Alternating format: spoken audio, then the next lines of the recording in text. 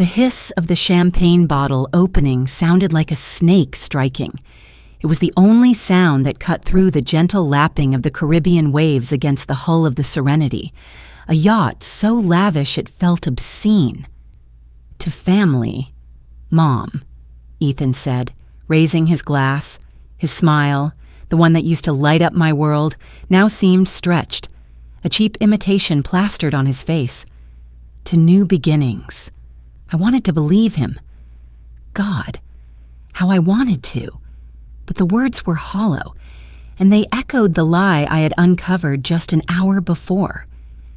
This trip wasn't about new beginnings. It was about my end. If you've ever felt the cold sting of betrayal from the one person you would die for, then you know the darkness I'm in. Please, like this video and subscribe to our channel. Your support helps us share these stories, and you'll want to hear how this one ends. My son, my only child, is planning to murder me tonight. The thought doesn't scream in my head. It's a cold, settled fact sitting like a stone in my stomach. Just an hour ago, I was Helen Moore, a 68-year-old widow from Florida, naively believing this luxury cruise was a peace offering, an olive branch after years of financial strain and emotional distance. Ethan and his wife, Amelia, had been so persuasive. "You deserve it, Mom," he'd said, his voice dripping with a synthetic sweetness I hadn't heard since he was a boy asking for a new bicycle. A real family vacation. Just us. Time to reconnect. I, the ever-hopeful mother, packed my bags, my heart fluttering with a fragile optimism. I saw this as a chance to mend the fraying threads of our relationship, to see the son I raised, not the cold, desperate man he had become. The first few days were a blur of forced pleasantries and picture-perfect sunsets. Amelia, with her flawless manicure and vacant eyes, would drape a cashmere shawl over my shoulders, calling me sweetie, while her touch felt as cold as a fish. Ethan would regale me with tales of his booming real estate business, a fiction I knew was crumbling under a mountain of debt. I played along, the happy matriarch, sipping chilled white wine and ignoring the tension simmering just beneath the surface. I ignored the way they would stop talking whenever I entered a room, the way their smiles never quite reached their eyes. Love makes you a fool. It makes you want to build a palace on sinking sand. The truth came for me this afternoon. Ethan had been called away for a video conference, something about a multi-million-dollar deal that was sure to save his company.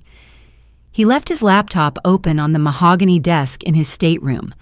I'd gone in to leave him a note, a silly, motherly thing about remembering to wear sunscreen, but the screen glowed, and a document was open.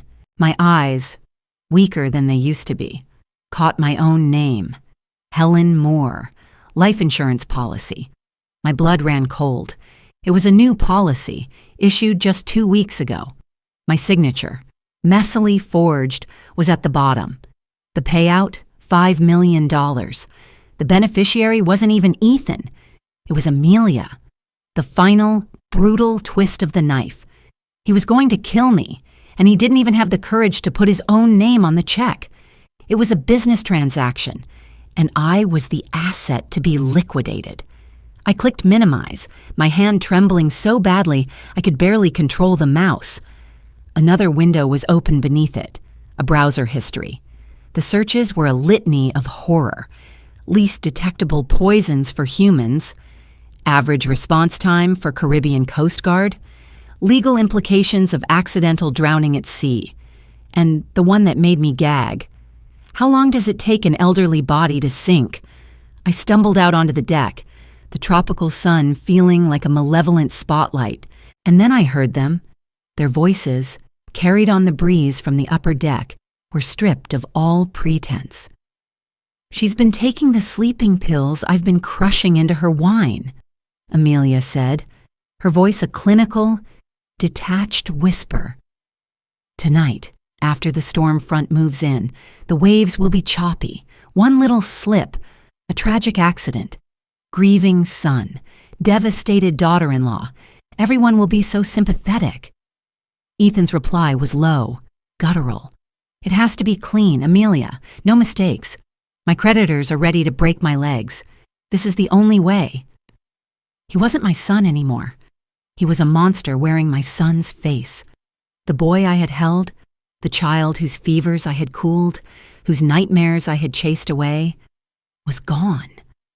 In his place stood a stranger, a predator looking at me not with love, but with cold, calculating greed. The gentle rocking of the yacht no longer felt soothing.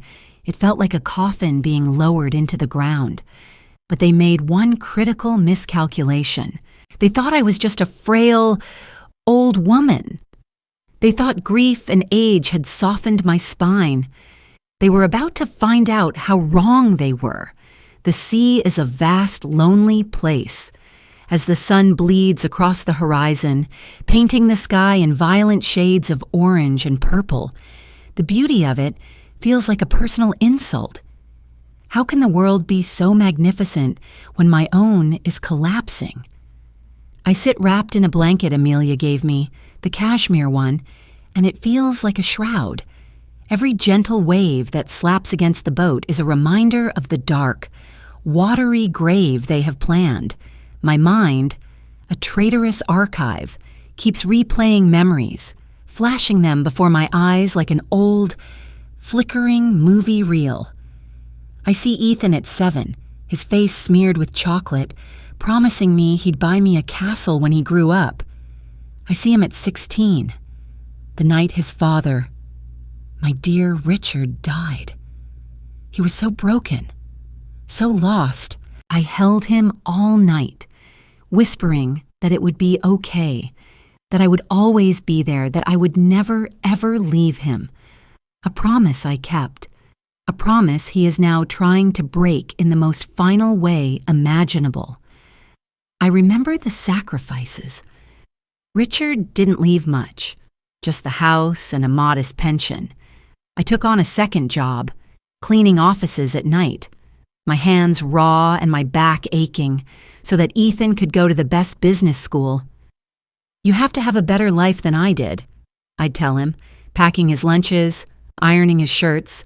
I sold my mother's jewelry, the last physical piece of her I had, to give him the down payment for his first real estate venture. He'd kissed my cheek, his eyes gleaming with ambition. I'll pay you back tenfold. Mom, I'll make you proud. Was any of it real? Was there ever a genuine moment of love, or was I always just a resource to be tapped? A stepping stone on his path to a success that never materialized? The signs were there, of course. Hindsight is a cruel, clarifying lens. The way he'd only call when he needed money. The string of failed get-rich-quick schemes, each one more desperate than the last. The way he'd talk about his friends' wealthy parents, a hint of bitter envy in his voice. I had dismissed it as youthful ambition, the pressure of a competitive world. I made excuses for him. He's stressed. He's trying his best. He's just in a rough patch. I was his mother. It was my job to believe in him when no one else would. I remember his wedding to Amelia. She was so polished, so perfect, from a family with old money and new disdain. She looked at our modest Florida home with a polite horror, as if it were a quaint slum. Ethan began to change more rapidly after that. He started mirroring her cool detachment, her casual cruelty. He'd mock my clothes, my simple tastes.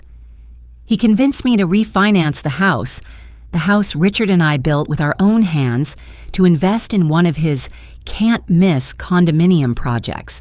The project that, I now realize, must have been the final nail in his financial coffin.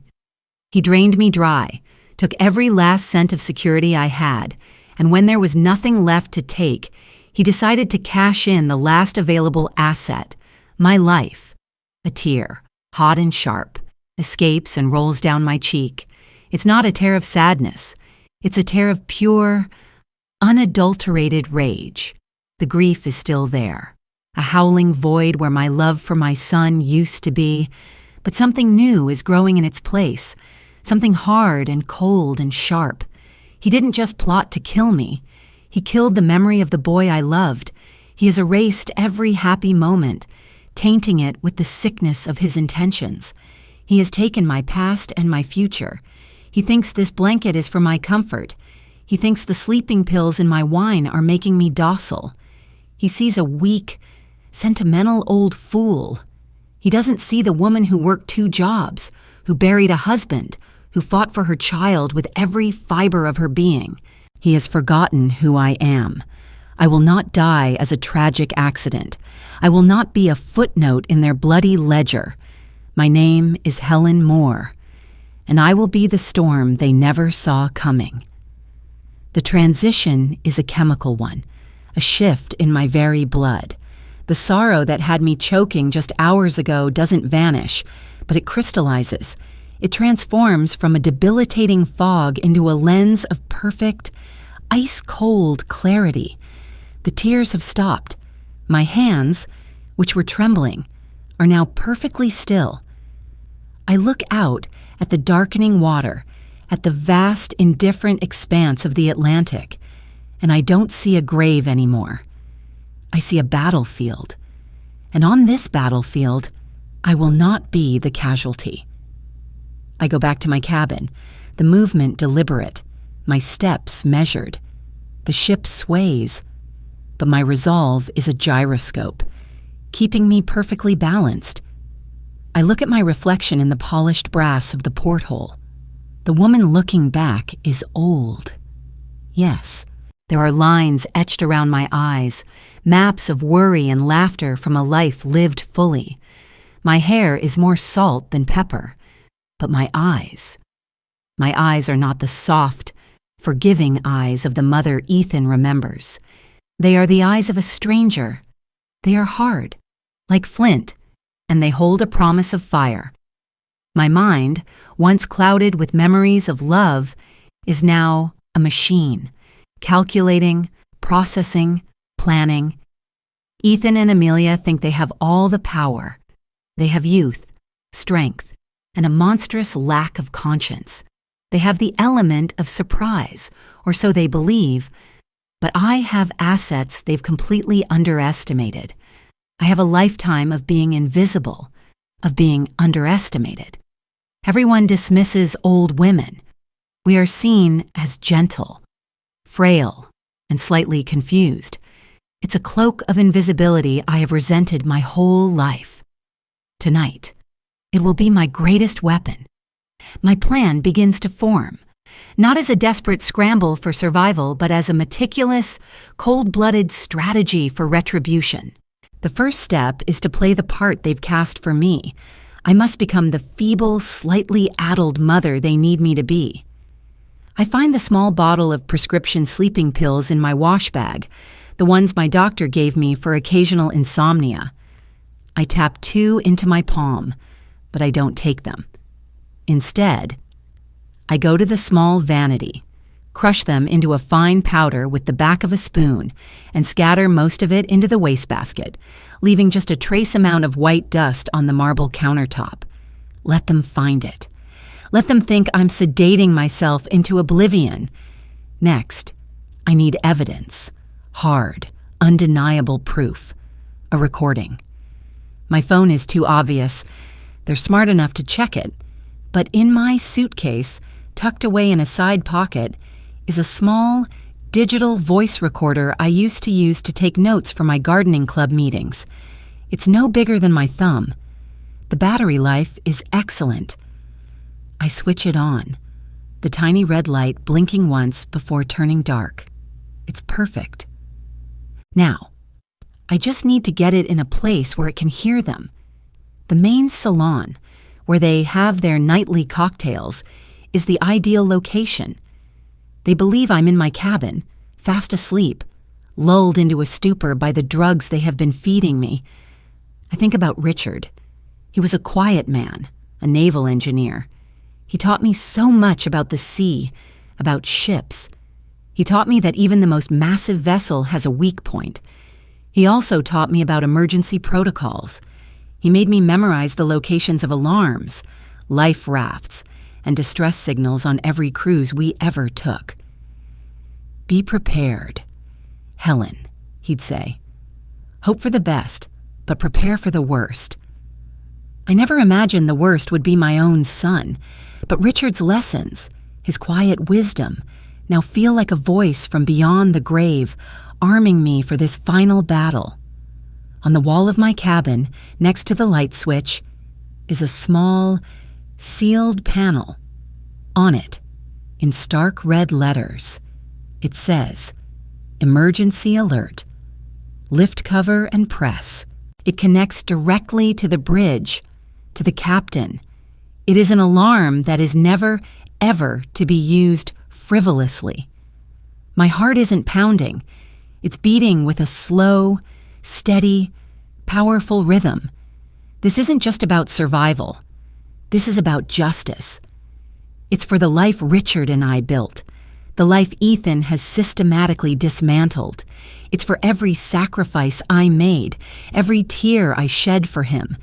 He wants to erase me, to turn me into a $5 million ghost. But I will not vanish. I will become a reckoning. I will be the mother of his ruin. The lights of a distant island flicker on the horizon, but I am focused on the trap I'm about to set. The frail old lady is gone. The matriarch is dead. The huntress has been born. The performance begins at dinner. I make my way to the dining salon on the main deck, leaning heavily on the arm of a steward I flag down. I make a show of it, my steps shuffling, my breath coming in short, shallow bursts. When Ethan and Amelia see me, their faces register a flicker of annoyance, quickly masked by practiced concern. "Mom, I thought you were resting," Ethan says, rushing to my side. His hand on my elbow feels like a brand. "The cabin felt so stuffy," I say, my voice a weak, wavering thing. "I thought a little fresh air would do me good." I let my eyes glaze over, unfocused, as if I'm struggling to follow the conversation. Amelia pulls out a chair for me. "Of course, sweetie. We're so glad you joined us." Her smile is a slash of red lipstick, predatory and sharp. I let them guide me through the meal. I spill a little water, my hand trembling as I reach for the glass. I pretend to be confused by the menu, asking Ethan to order for me like a child. "Whatever you think is best, dear," I murmur. With every feigned sign of frailty, I can see them relax. Their shoulders loosen. The false concern in their eyes is replaced by a smug, confident glint. They are two wolves watching a lamb stumble, convinced the hunt is already over. They are so sure of their superiority, their intellect. They don't see the gears of my mind turning with cold. Precise clicks. Tucked into the sleeve of my cardigan is the small digital recorder. As Ethan is pontificating about some boring business deal to Amelia, I let my napkin slide off my lap. As I stoop to retrieve it, my movements slow and clumsy, I deftly slip the recorder from my sleeve and, using a piece of adhesive medical tape I'd stuck to its back, I affix it to the underside of the heavy mahogany table. It's a perfect spot, sheltered, out of sight, and close enough to capture their every word when they linger over drinks after I've been sent off to bed. "You're looking tired, Mom," Ethan says, his voice layered with that sickening, feigned affection. "It's been a big day." "Yes," I agree, letting my eyelids flutter. "I think those sleeping pills my doctor gave me are a bit stronger than I thought." I watch their faces closely. It's a calculated risk, mentioning the pills. As I'd hoped, they exchange a quick, triumphant glance. It validates their plan in their own minds. She's already dosing herself. It makes our job even easier. Amelia places her cool hand over mine. "You just need a good, deep sleep. Helen, everything will feel better in the morning." The double meaning hangs in the air, thick and poisonous. They help me back to my cabin, one on each arm, a morbid parody of a loving family. They fuss over my pillows, draw my curtains, and fill a glass of water from my bedside table, which I know is laced with whatever sedative they've chosen for me. I allow them to fuss, playing the part of the docile, medicated mother to perfection. "Good night, my boy," I whisper to Ethan as he kisses my forehead. His lips are cold. It takes every ounce of my self-control not to recoil. "Good night, Mom," he says. "Sleep well?" The moment the door clicks shut, my entire demeanor shifts. The weakness evaporates. I move with a silent, swift purpose. I don't touch the drugged water. Instead, I empty it into the toilet.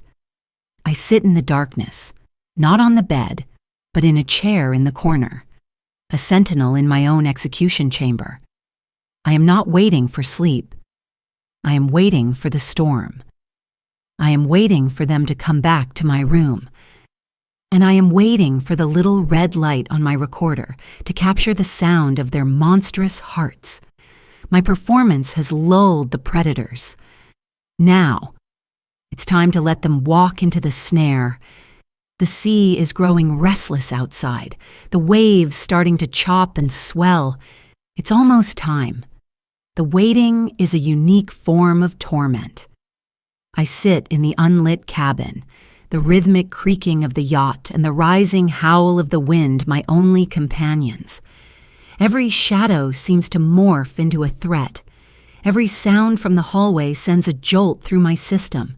I am an actor in the green room, waiting for my cue in a play where the final act is my own murder. My mind is a whirlwind. I think of Richard's face, the steadfast calm in his eyes. I channel his strength, his methodical nature. Fear is a luxury I cannot afford. It must be boxed up, locked away, and thrown into the churning sea outside. After what feels like an eternity, I hear their footsteps in the corridor. They are soft, furtive, not the confident stride of a son and daughter-in-law checking on their mother, but the predatory tread of thieves in the night. I hold my breath, melting back into the shadows of the chair. A key card slides into the lock. The door opens with a soft click, spilling a sliver of hallway light into the room. They stand there for a moment, two dark silhouettes against the light. "Is she out?" Amelia whispers. Her voice is a venomous hiss. "She has to be." The dose in her water, plus the pills she took herself, she'll be dead to the world. Ethan replies, his voice low and strained. There's a tremor in it, a pathetic crackle of nerves. He is not the cold-blooded killer he thinks he is. He is a weak, frightened boy playing at being a monster. They step inside, closing the door behind them and plunging the room back into near total darkness, save for the pale moonlight filtering through the porthole. They move towards the bed. I can hear the soft rustle of their clothing, the whisper of their breath. My heart is a drum against my ribs, a frantic, hammering beat that I'm sure they must hear. "Okay, let's do this," Ethan says, his voice tight. "The storm is picking up. The deck is slippery. We take her out to the stern, near the railing. You distract the watchman if he comes by. I'll do the rest. Just make it look like an accident. Ethan." Amelia's voice is sharp, impatient. A confused old woman, disoriented from her medication, wandered onto the deck. A tragic slip. Remember the story. We have to be hysterical, devastated. "I know the story, Amelia," he snaps back. They are close to the bed now. I can smell Amelia's expensive, cloying perfume. I hear a soft grunt as Ethan presumably tries to move the lump of pillows I have arranged under the blanket. "She's heavier than I thought," he mutters, straining. This is the moment, the confirmation, the raw, unfiltered sound of their plot. Every word is a golden nail in their coffin, captured by my tiny, hidden guardian under the table in the salon. But listening to it from afar is one thing. Hearing it whispered in the dark, just feet from where you sit, as they prepare to lift what they think is your drugged body and throw it into the sea, is another, a primal terror, cold and sharp, lances through me. For a split second, my resolve wavers. My body wants to scream, to run. But then I hear Ethan's next words, and they extinguish the fear, replacing it with a white-hot, clarifying rage. "It's a shame, really," he says, with a sigh that is almost theatrical.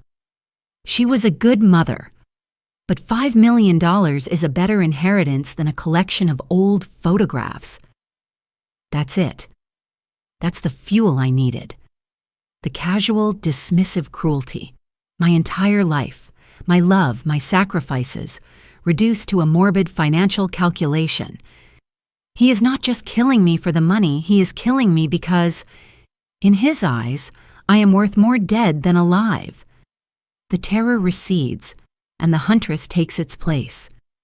They will not win.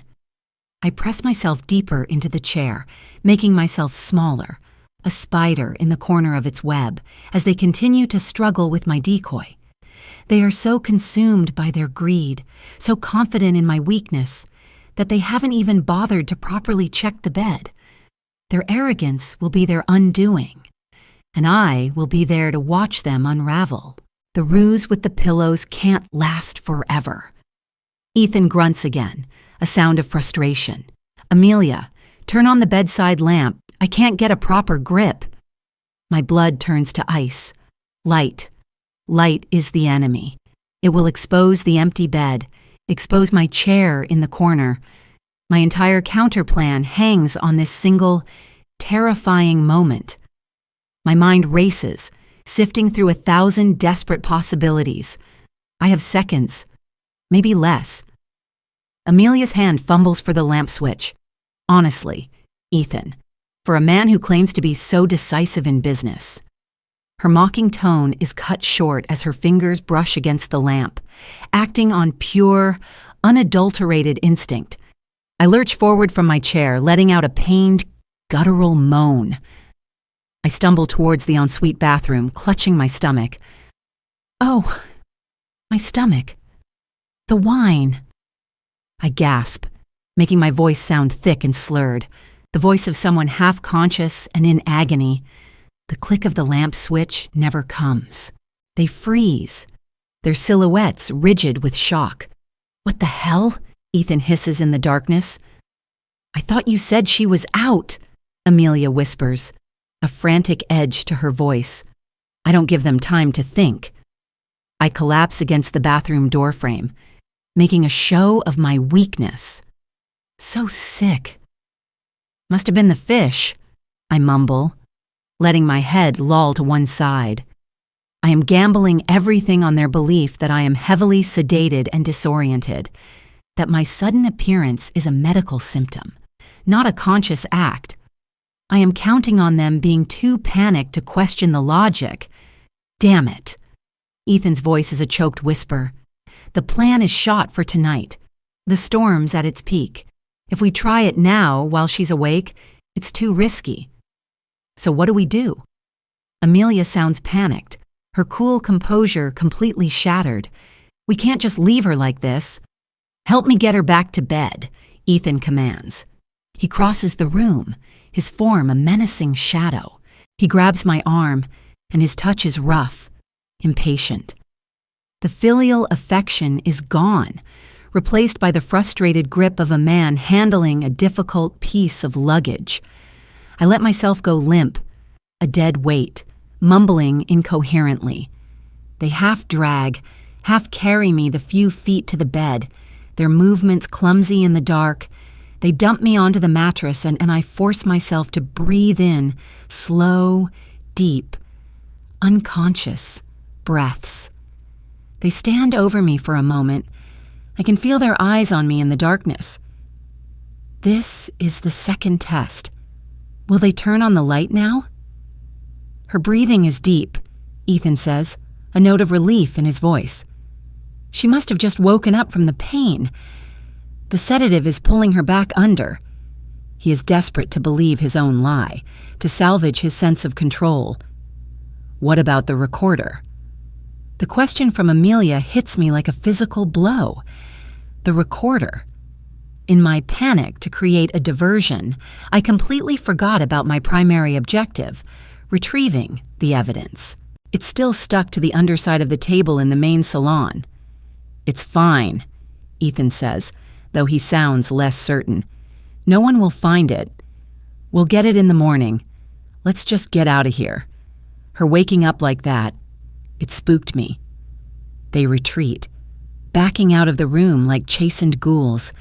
The door clicks shut, and I am alone again, my body trembling with the aftershock of adrenaline. I lie perfectly still for a full 10 minutes, listening. When I'm certain they're gone, I sit up, my mind racing. I survive the close call. I reinforce their belief in my frailty, but my evidence, my only proof, is in a public space, vulnerable to being discovered by a cleaning crew or, worse, by them. I have to get it back. Tonight. My little performance bought me a temporary reprieve, but it also created a new, urgent crisis.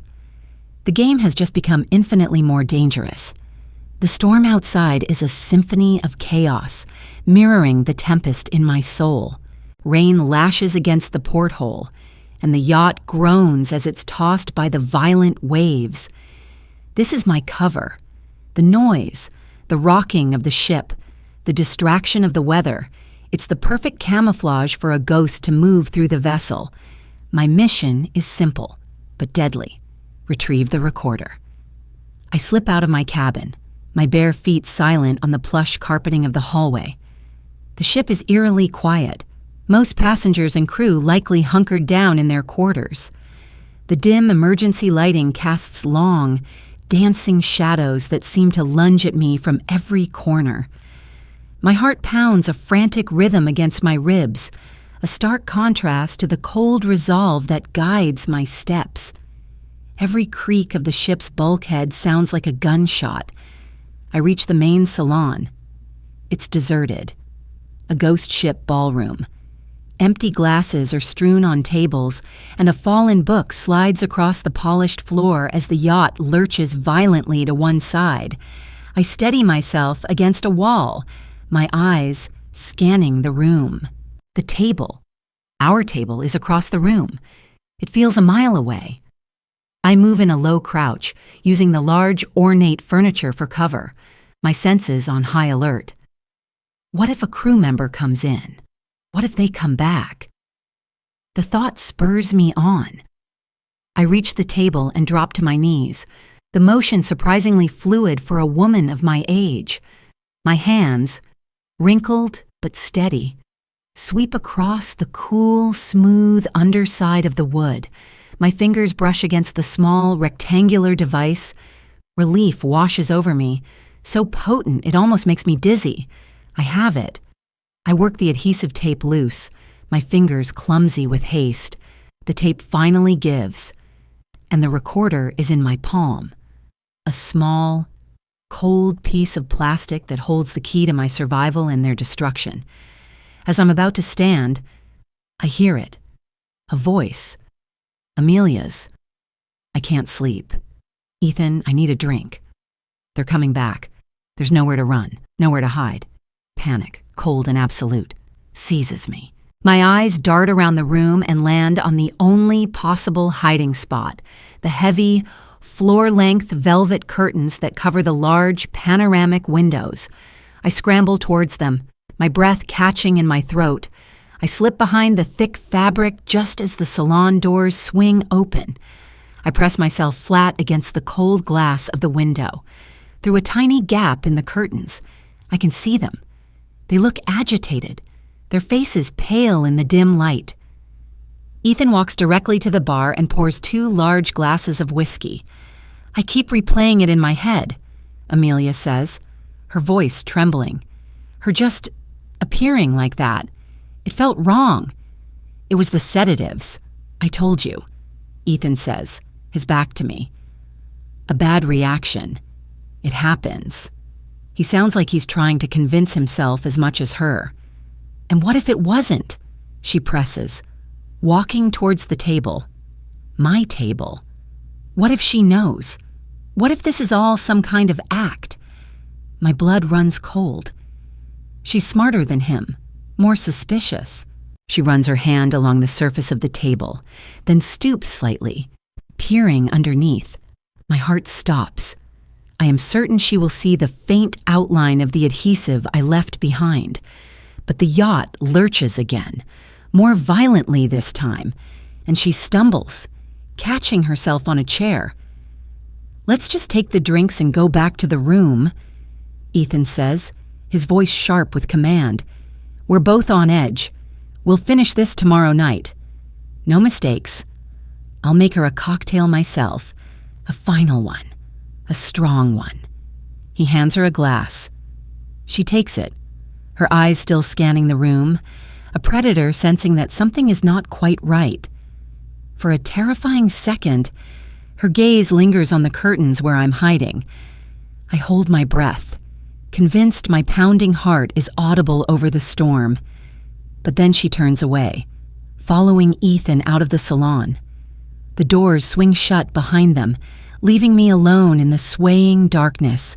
I stay hidden for a long time, the recorder clutched in my hand like a holy relic, my body shaking uncontrollably. They have a new plan, a final cocktail. The curtain isn't just rising on my endgame anymore, it's rising on his.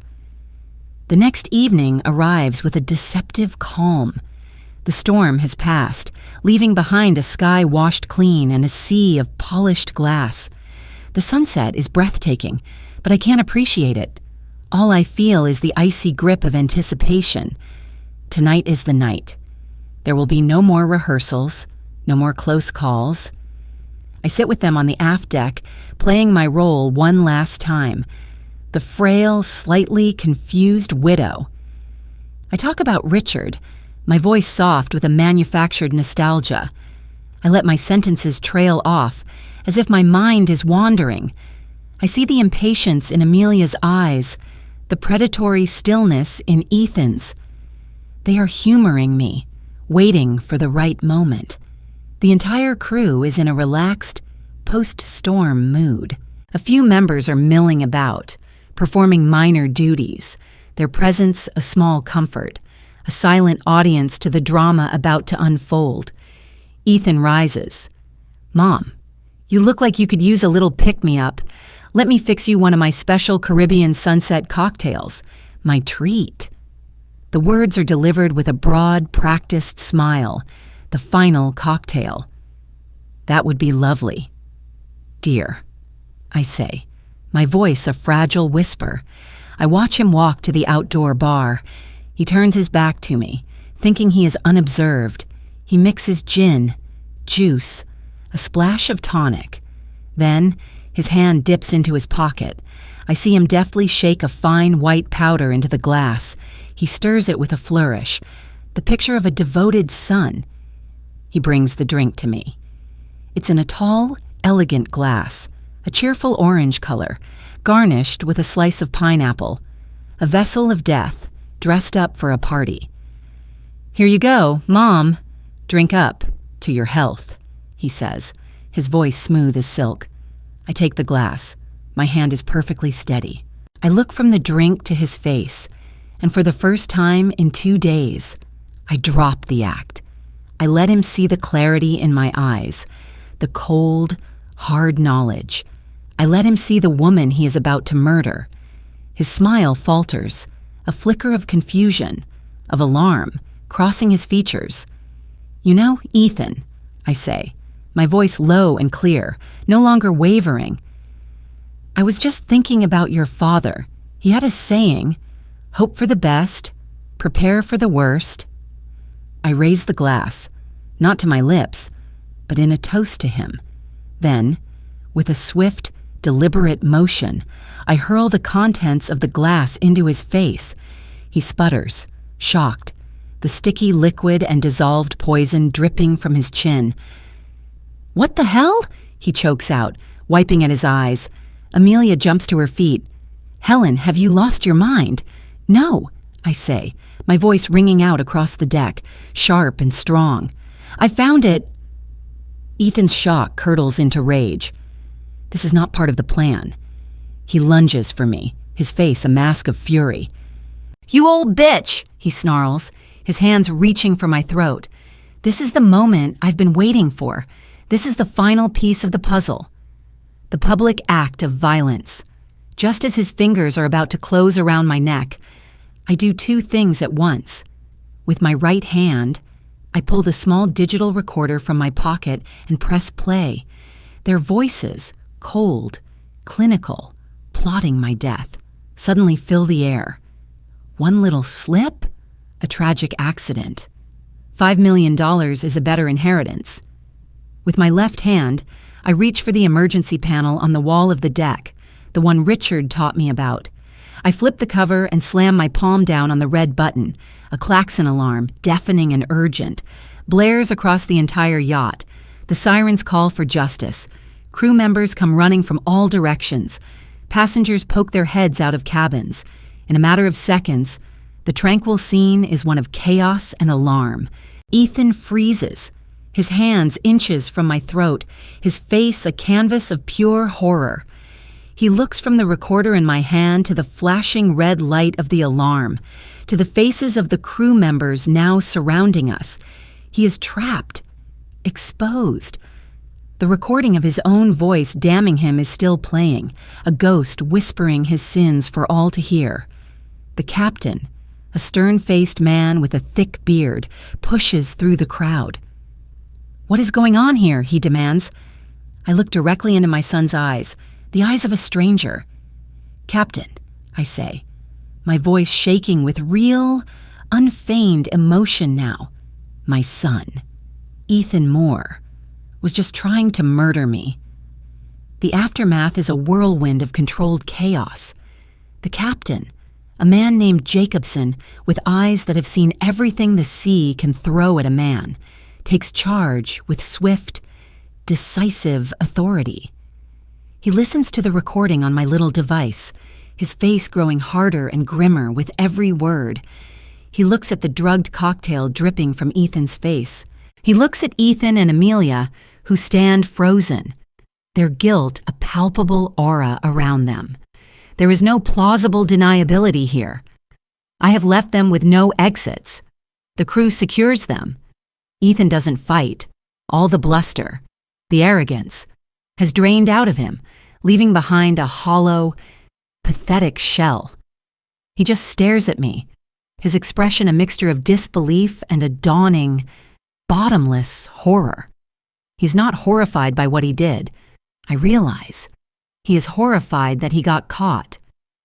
Amelia is another story. She shrieks. She protests. She accuses me of being a senile, vindictive old woman. She claws at the crewman holding her arm, her perfect facade cracking to reveal the shrill, desperate creature beneath. It's a pathetic performance, and no one is buying it. Captain Jacobson gets on the satellite phone. The yacht changes course, heading for the nearest port with a U.S. consulate, Nassau. The atmosphere on the Serenity is thick with tension. The other passengers are sequestered, murmuring amongst themselves. The crew members look at me with a mixture of pity and awe. I am no longer just an old woman, a passenger. I am a survivor, a spectacle. I am given a new cabin, and a kind stewardess brings me tea. I sit there, listening to the hum of the engines, the sound of a future I wasn't supposed to have. There is no triumph, no sweet taste of victory. There is only a profound, aching emptiness. The son I raised is locked in a storage room below deck, a common criminal waiting for the authorities. The love I had for him, a love that defined most of my life, is now a dead thing, and I have to sit here with its corpse. When we dock in Nassau, the authorities are waiting. The Royal Bahamas Police Force, working with U.S. officials. Ethan and Amelia are led off the yacht in handcuffs. They don't look at me. The flash of cameras from local press who got a tip-off is jarring. I see a headline in my mind: real estate mogul and wife attempt to murder mother on luxury cruise. The empire Ethan was so desperate to save, the image he cultivated so carefully, is not just crumbling, it is being vaporized. The legal process is a blur of statements, lawyers, and jurisdiction questions. The evidence is overwhelming. The forged insurance policy I had the foresight to email to myself from Ethan's laptop, the digital recording of their murder plot, the residue of the poison from the cocktail glass, and the testimony of the captain and crew. Their high-priced lawyer tries to paint me as mentally unstable, but my calm, factual, and detailed account of the events holds up under scrutiny. The story of their debts, their desperation, comes spilling out. They are denied bail. I return to Florida alone. I walk back into my house, the house Richard and I built, the house Ethan tried to steal from me. It feels different. It's just a building now. The memories it holds are tainted. I look at the photographs on the mantelpiece. Ethan as a baby, Ethan on his graduation day. I take them down, one by one, and place them in a box. I am not erasing my past, but I am closing a chapter. A long, painful chapter. The news of Ethan's downfall spreads like wildfire. His business partners desert him. His creditors circle like sharks, and his company collapses into bankruptcy. Every lie he ever told, every corner he ever cut, comes to light. His life, built on a foundation of deceit, disintegrates into nothing. He tried to build an empire by destroying me. Instead, in his desperate greed, he only managed to destroy himself. The storm he unleashed has passed over me, but it has completely wrecked his own shore.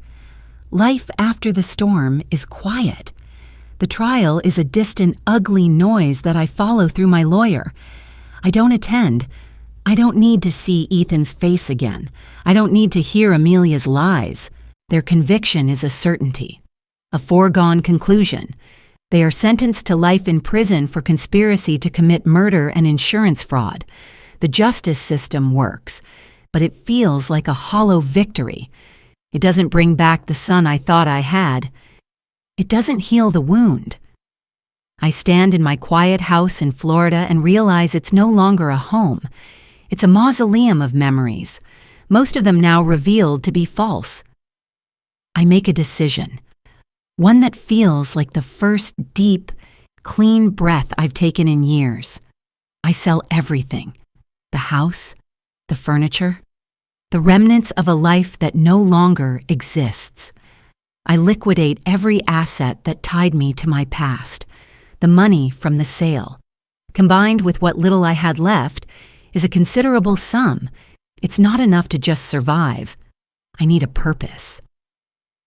I think of the casual cruelty in Ethan's voice, his dismissal of my life as a mere financial instrument.